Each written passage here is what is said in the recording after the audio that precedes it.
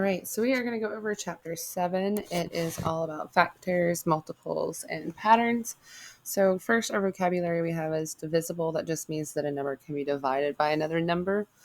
Factors, those are the numbers that you multiply together to get your product. So for example, if you had 3 times 4, those would be your factors, and then 12 would be your product. And those would be multiples of both 3 and 4. So for example, if you're talking about multiples, you just skip counting by, multiple 8, 16, 24, 32, or 2, 4, 6, 8, 10. Common multiples, that just means that you have two separate numbers that share a multiple. So that means like maybe 10 and 4 both have a multiple of 20. Prime numbers are any number that have exactly two factors, just one in themselves. We'll get to those in a minute. And composite numbers are numbers that have more than two factors, more than two factor pairs.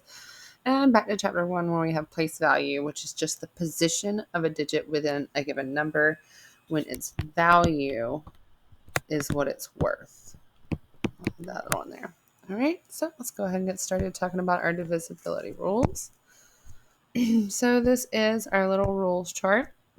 So when we're talking about if a number is divisible by another, we're going to create a T-chart to search for our factors. I'm going to use 48 as an example. Our first rule is 1, and it says that all whole numbers are divisible by 1. So always 1 will go on our T-chart. Then we'll go on to 2, and it says the last digit is even. So if you have a 0, 2, 4, 6, or 8, and ours ends with an 8, so 2 is also a factor of 48. 3. So we're going to add the two digits together, or 3 or 4, and divide it by 3. So this time we do have two digits.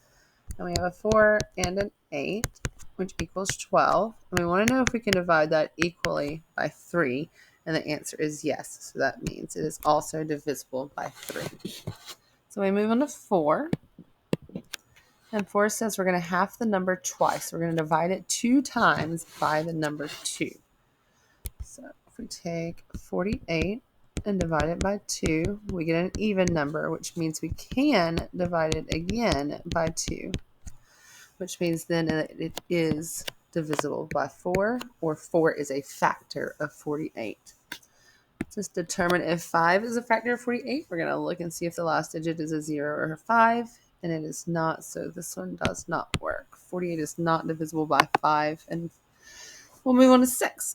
6, the only rule is, does it have 2 and 3? Since this one does have 2 and 3, 6 is going to be a factor of 48.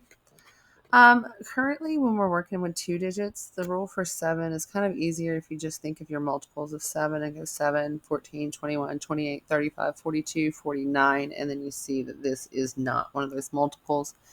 The rule for 7s does work if you have a number like 465. And what you do is you multiply that last digit times 2. So 5 times 2 is 10. You're going to subtract that from 46, and then you're going to see if 7 is a factor of 36, which it is not. So just for example, that's how that rule does work. And 48 is not actually divisible by 7 because it's not a multiple. And then we go on to 8, and 8 just wants to know if we can half it 3 times. So we're going to check our rule that we used for 4, and we're going to see if we can divide it again. 12 divided by 2. We can do that. So that means we can use 8. And then we're going to move on to the last one, which is adding our digits together and dividing it by 9. So again, it's the exact same thing that we did for 3, except for this time we're replacing 3 with a 9. Can I divide 12 by 9 equally? I cannot. So these are all of our factors that we're looking for. Obviously, you would on this side have the 24, 2 times 24, and so forth, 1 times 48. But currently, I am just looking to see if we are divisible of 1 through 9. So that's our divisibility rules. And each of these numbers down here are factors of this number up top, that 48. All right, so that brings us on to our prime and composite numbers. I'm making a mess over here with things. So prime numbers are just numbers that have only one factor pair. So for example, if we have the number 3, the only factors that you have are 1 times 3, because we're not working with any kind of, non-whole numbers. So because it is just PR, so I have to tell the students it's PR and then 1 and then me. So just a little quick reminder that it is always prime. That just means it's going to be only having the factors of 1 and itself. So prime is just 1 and itself. And 48 that we just did, where we had all those factors listed, that would be a composite number because it has multiple factors. All right, so let's just kind of go over a couple of things that are on the books chapter review. This is not the one that's coming home for the test. So again, we're going to list all the factors of 14. And if they get stuck, I recommend having them, try the T-chart method. So we're going to find our factors of 14. We go through our divisibility rules. Always 1 and 14. 2, is that an even number? Yes. I know it's 2 and 7. 3, no. 4, no. 5, no. 6, nope. Back to 7. So we know we have all of our factors. So then our factors are 1, 2, 7, and 14.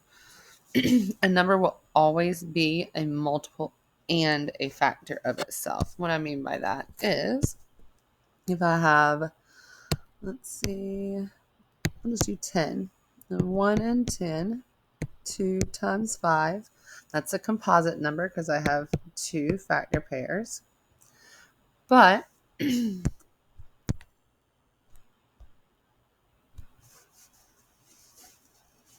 I'm writing, sorry, I froze. When I'm writing the multiples of 10, I write 10, 20, 30, 40. And see here, we have it as a multiple and as a factor. So a number will always be a factor and a multiple of itself. Another question of just finding all the factors of 12. Again, draw out a T-chart. 1 and 12. 2 times 6. 3 times 4. My next number would be 4, so I have them all. I'm going to go back and find them on my chart, and they would bubble it in way better than this. But those would there be our answers. So on number 3, he's making a poster for his room. He has 50 trading cards in the shape of a rectangular poster. So this is going to kind of bring in an area type of question, even though we haven't really covered too much area. Again, another T-chart. We're going to take that number 50. I'm going to say I can make a 1 row with 50 chairs in it, 2 rows with 25 chairs, and so on. Okay, so 4, same style of a question. So 5. 5 is where these divisibility rules are really going to come in handy, where we can go down 54 and think, all right, so we know a 1, 2, is that an even number? Yes. 3, I need to add these numbers together. 5 plus 4, 9. Can I divide that by 3? Yes. 3.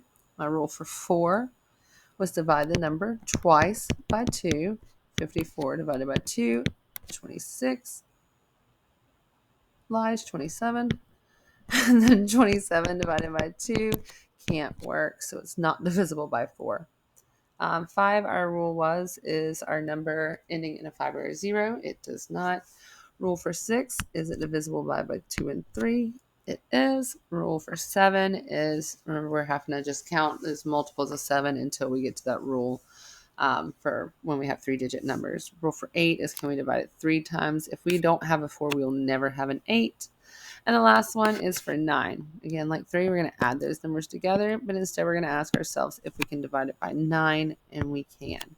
So 54 is divisible by not 5 and 9. It is divisible by 6 and 9. And it is also divisible by 2 and 6. So that would be just repeated over for each number. We finished each of those. So our patterns here, what we do when we're looking at patterns is we're going to see what different ways we can get from one number to another. So from here, the only way I can get from 6 to 10 is to add 4. So then I'm going to check my next part and see what I can do to get from 10 to 4, and it's add 4. So as I continue down the pattern, my rule I have already figured out is to simply add 4. All right, so this is where our common factors are going to come into play. So we have Brady and he has his card collections.